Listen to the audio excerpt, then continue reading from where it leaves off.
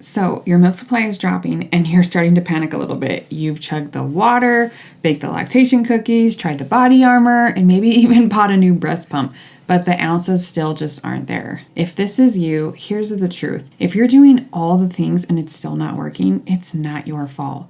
You are not broken. You don't need to try harder. You just need a better plan. Today, I'm going to tell you what's actually happening and how to turn it around. Milk supply struggles is probably the number one thing that new mothers are concerned about and looking for help with. So if you're navigating milk supply struggles or pumping challenges, I'm teaching a free workshop that will walk you through my 3-step plan, the exact method we help clients use to build, protect, and control their milk supplies without supplements or stress. So if you're worried about losing your milk supply, or if you're already struggling, I highly encourage you to attend that free workshop down below. If you're new here, my name's Allison Tolman. I'm a lactation coach and a breast pump expert.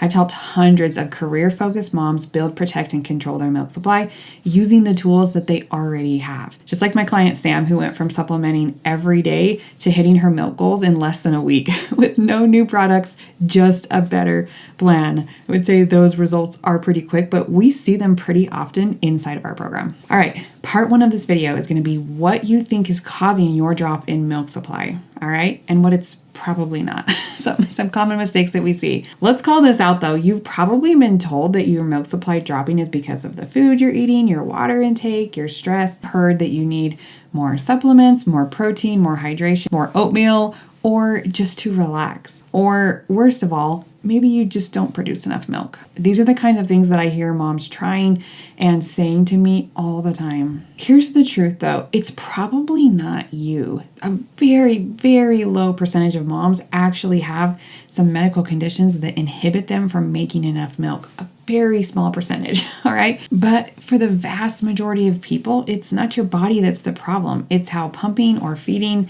is going, and how a breast pump is being used is kind of where we tend to focus, because that's where we see a lot of mistakes happening. I just want to be really clear here. It is probably not you. Okay, so part 2 is what's actually causing it. How do we figure this out? If it's not your body or your diet, what is it? In the world of pumping, it's usually a mismatch between your pump and your body, right? And it's not necessarily that you need a different breast pump.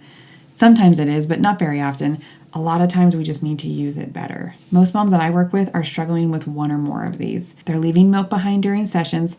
This signals your body to make less milk the next time. They're having inconsistent pumping frequency, all right? It's not aligned with their unique storage capacity, all right? So their schedule's wrong. Flange fit issues that reduce milk flow and cause pain. Flange fit is a big one that we need a lot more help on, and you got to get that one right. Only triggering one letdown, which leaves a ton of milk sitting in the breast, again, which is going to negatively affect your milk supply and decrease it in the long run. Pumping too long or not enough for your body's natural cycle response. These are a few common mistakes, and if I could just kind of summarize them all into one little sentence, it would be inefficient and ineffective milk removal. All right. Sometimes that's with a baby. Sometimes that's with a pump. We tend to focus on pumping here. So this is why it's not just about how often you pump, right?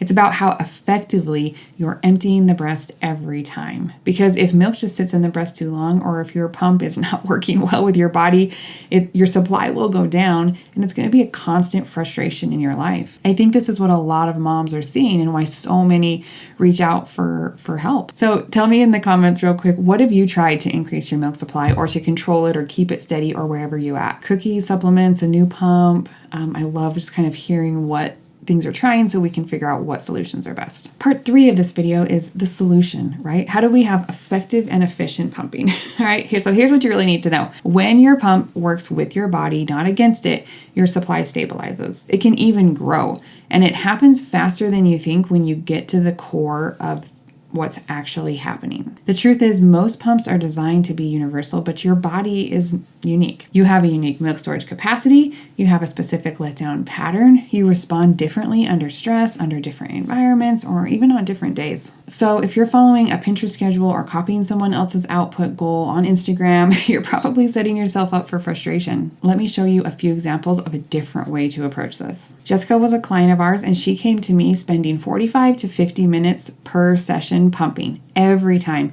just to get that 4 or 5 ounces she needed for a bottle, all right? She was burnt out and not happy. Through a few adjustments, including, I think for her it was kind of correct flange sizing, more targeted suction settings, and learning how to trigger multiple letdowns, we cut her pumping time to under 30 minutes with the same output. No supplements, no new gear, just efficiency, specifically for her body. Another client that comes to mind is Erin. She was about to head back to work and saw her supply plummet during the transition as she started kind of pumping a little bit more in preparation. Turns out she had a smaller storage capacity, meaning her breasts couldn't hold a ton, right? She needed more frequent removals, not longer sessions. So we tweaked her schedule, taught her how to maximize output in short windows, because when you're pumping more often, that takes more time, right? She ended up with a small freezer stash before her first day back to work. I think that was in a span of like 2 weeks that she was able to kind of figure it out and get a stash to go back to work. Amazing. Okay, one more, because this is a really common one that I see a lot. All right, Bree came to us. She had tried 7 different flange sizes from online sizing tools. All right, still inconsistent output, still not what she wanted. We reviewed a video of her pumping, spotted the issue, and recommended a custom size. And it was a little bit smaller than what the internet had told her, and in a different style of product that better suited her anatomy. Within days, her output went up, her pain disappeared, and she stopped dreading pumping. This is the kind of results that you can have from really figuring out how do you marry a breast pump and your unique body together. All right, the real solution is a proven process.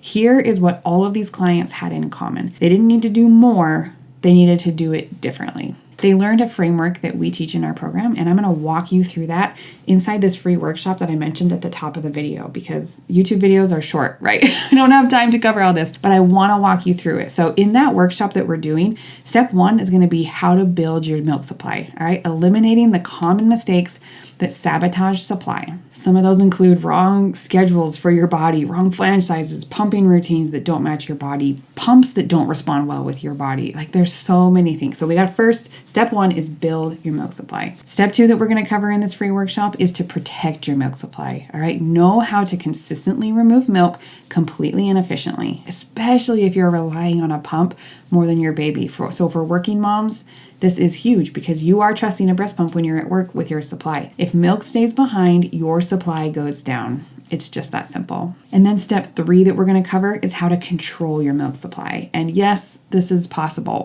We do this every day. The thing is that life's unpredictable. Supply dips happen, but I want you to learn how to quickly adjust, how to get it back up, and even manage an oversupply if that's where you end up landing. It's about taking the guesswork out and having a plan that actually works. All right, this framework is built around your real life, your real schedule, and your real body, and that's what I want for you. Again, there is a link down below to join our free milk supply workshop, and if you have made it this far in the video, you need to be there, all right? It's a link down in the description. I would love to see you there and more thoroughly walk you through what it takes to build, protect, and control your milk supply, because I want you to be happy and confident in your pumping journey, all right? I'll see you there.